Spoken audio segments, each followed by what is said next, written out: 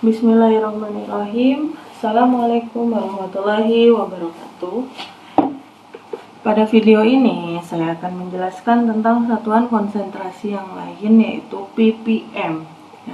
Nama lain ppm itu, kadang ppm itu disebut juga dengan BPJ.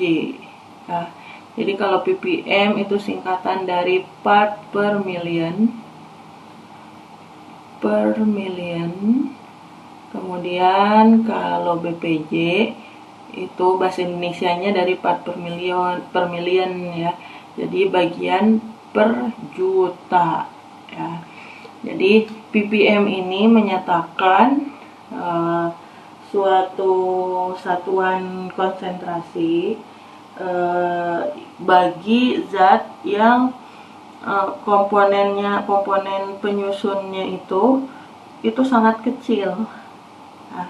Jadi kalau misalnya si zat punya kadar yang sangat kecil, biasanya kita nyatakan dengan satuan ppm. Jadi kalau dia kadar suatu zat itu secara kuantitasnya sangat sedikit, kita gunakan satuan ppm. Dan salah satu penggunaan satuan ppm atau BPJ ini adalah biasanya digunakan untuk menyatakan kadar pencemar dalam tanah atau dalam air. Ya, jadi kalau kita mau tahu kadar pencemar, zat-zat pencemar dalam air, itu seringkali satuan yang digunakan adalah ppm. Nah, secara matematis ppm atau BPJ dapat dirumuskan sebagai berikut ya. Jadi BPJ zat itu dicari dengan membandingkan jumlah zat A dibagi jumlah campuran. Nah, pertanyaannya di sini, langsung aja ya.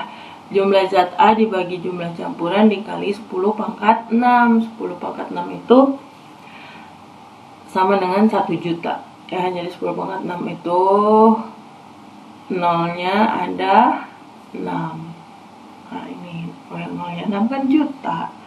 Nah, kemudian jumlah zat A dibagi jumlah campuran, satuan jumlahnya itu apa? Satuannya itu bisa kita asumsikan aja kayak rumus persen yang tadi ya. Si jumlahnya itu bisa dalam satuan massa per massa, atau volume per volume, atau massa per volume. Cuman kalau massa per volume ini satuannya harus gram per mililiter. Nah, seperti ini. Jadi satuan jumlahnya itu bebas ya. Boleh massa per massa, kalau massa per massa ini bebas, yang penting sama ya. Satuannya harus sama untuk yang ini. Ya, jadi kalau misalnya massa berarti gram per gram atau kilogram per kilogram ya. Kalau misalnya volume bisa liter per liter atau mililiter per mililiter. Nah, bisa juga kalau dalam kegiatan praktikum ya, untuk mempermudah perhitungan, biasanya rumus ppm ini dinyatakan dengan rumus miligram zat A dibagi liter campuran. Ya, kenapa bisa seperti itu? Jadi penurunannya seperti ini. Rumus ppm itu kalau kita gunakan satuan massa per volume, nah, maka bisa kita tulis massa A dibagi volume larutan dikali 1 juta. Nah, maka massanya kan kalau pakai massa per volume, kenapa massa per volume? Karena miligram itu satuan massa, liter itu adalah satuan volume. Nah, kalau kita pakai satuan massa per volume, maka massanya gram, volumenya mililiter. Jadi ini gram zat A, ini mililiter larutan dikali 1 juta. Nah, rumus ini bisa juga saya tuliskan menjadi gram A dikali 1000 dikali 1000 per mililiter larutan. Sama kan? Jadi 1 jutanya dijadiin 1000 kali 1000.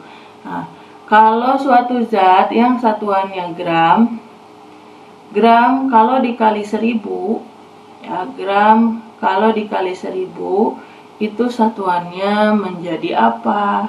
Ya, misal saya punya zat 0,5 gram. Nah, kalau misalnya dikali 1000, maka ini menjadi 500 apa?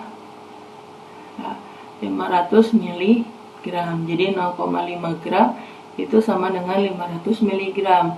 Ya, gimana caranya dari gram biar jadi miligram? Dikali 1000. Berarti gram kalau dikali 1000 satuannya menjadi miligram. Nah, sekarang kalau misalnya 1000 dibagi mililiter, ini satuan apa? Nah, kalau misalnya saya punya zat yang satuannya, misalnya dia 100 mili, saya bagi 1000 menjadi 0,1 kan. Nah, satuannya jadi apa? Menjadi liter. Jadi kalau mililiter dibagi 1000 itu satuannya menjadi liter. Nah, kalau dibalik 1000 dibagi mililiter, nah, 1000 dibagi mililiter, maka satuannya menjadi 1 per liter. Ya, ini adalah 1 per liter. Maka persamaan ini bisa saya tuliskan kembali. Ininya diubah menjadi miligram. A dikali 1 per liter larutan. Atau bisa juga dirumuskan dengan miligram A dibagi liter larutan. Nah, oke, baik. Jadi rumus ppm itu kenapa bisa seperti ini? Karena tadi ya penurunannya seperti ini ya, menjadi miligram per liter larutan. Jadi yang tadinya satuan masanya itu gram, satuan volumenya itu mililiter, kalau dikali 1.000.000 menjadi miligram per liter. Kemudian campuran biasanya dinyatakan, kan ada yang kadang campuran itu atau larutan itu dinyatakan dengan persen, bisa juga dinyatakan dengan ppm atau bpj. Nah, ingat ya di sini bahwa 1% itu, nah, kalau ada zat yang satuannya persen, maka 1% itu sama dengan 10 pangkat 4 bpj. Jadi kalau misalnya dari persen mau jadi bpj dikali 10 pangkat 4 atau dikali 10.000. Nah, sebaliknya kalau ada zat yang satuannya bpj mau dijadiin persen, maka caranya kalau tadi persen ke bpj dikali 10 pangkat 4 atau 10.000, maka kalau dari bpj ke persen sebaliknya dibagi 10 pangkat 4 atau dibagi 10.000.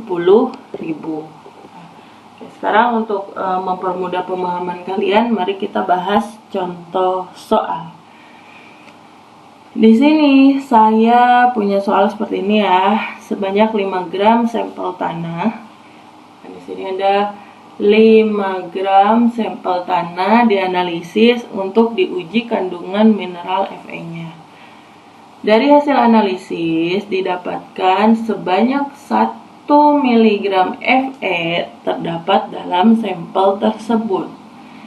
Pertanyaannya, berapa besarnya kadar Fe dalam sampel dengan satuan ppm? Ya, kenapa ppm? Lihat nih, kadar jumlah komponen si zatnya itu, si Fe-nya itu adalah 1 mg. 1 mg dibandingkan dengan yang ada dengan jumlah sampel sebanyak 5 gram. Nah, 1 mg itu adalah jumlah yang sangat kecil ya. Oke, nah sekarang kalau kita mau nyari ppm, kita tulis dulu ya yang diketahui. 5 gram sampel berarti ini adalah massa sampel. Nah, sampel ini kan terdiri dari beberapa zat, maka massa sampel itu bisa aja kita asumsikan sebagai massa campuran. Massanya 5 gram. Kemudian didapatkan banyaknya Fe-nya itu 1 mg. Berarti 1 mg itu massa Fe. 1 mg. Yang ditanya berapa ppm-nya? Nah, rumus ppm itu, karena ini satuannya massa per massa, ini yang dicari adalah ppm Fe dalam sampel. Maka rumusnya adalah massa Fe dibagi massa sampel dikali 10 pangkat 6. Nah, pertanyaannya massanya itu kan harus sama satuannya. Maka gimana nih dengan data yang diketahui dalam soal? Yang satu sampel satuannya gram, yang satu Fe satuannya miligram. Maka satuan dari kedua zat ini harus disamakan ya. Mau yang gram menjadi miligram atau miligram diubah menjadi gram. Nah, biar mempermudah ya, kita jadiin aja yang gram menjadi miligram. Berarti ini kali 1000. Jadi 5 gram itu sama dengan 5000 miligram. Kita masukin ke rumus ini. Massa Fe-nya 1 miligram, massa sampelnya 5000 miligram, maka berapa nilai ppm-nya? Kita kali 1.000.000. Maka sama dengan 1 kali 10 pangkat 6 atau 1 juta dibagi dengan 5000. Maka kadar dari zat tersebut adalah ya, jadi kadar Fe dalam sampel tersebut adalah 200 ppm ya. Jadi 1 kali 1 juta dibagi 500, hasilnya 200 ppm ya. Oke, ini adalah contoh soal menghitung ppm yang mana satuan zatnya itu sama-sama massa. Jadi massa bagi massa. Kita lihat contoh yang kedua. Dalam analisis 100 ml sampel air, nah ini ada volume sampel. Volume sampelnya itu adalah 100 ml. Didapatkan ternyata di situ si sampelnya itu mengandung 0,05 mg CaCO3. Berarti ini adalah karena dia satuannya gram, bukan miligram, gram, maka kalau satuan yang gram itu menunjukkan massa si CaCO3 berapa? 0,05 gram. Nah, ternyata ada suatu data bahwa jika air memiliki kandungan CaCO3-nya di atas 500 ppm, maka air memiliki kesadaran yang cukup tinggi. Nah, gimana dengan kondisi sampel air yang ada di soal ini? Nah, maka kita hitung dulu ya ppm-nya. Nah, karena di sini satuannya massa per volume, maka kita bisa gunakan rumus ppm miligram zat terlarut dibagi liter larutannya. Nah, yang menjadi zat terlarutnya itu kan CaCO3. Diketahui massanya adalah 0,05 gram. Karena kita butuhnya datanya miligram, maka kita jadiin miligram kali 1000 menjadi 50 mg. Jadi massanya 50 mg. Kemudian volume sampelnya itu harus liter. Mililiter ke liter dibagi 1000. Hasilnya 0,1 liter.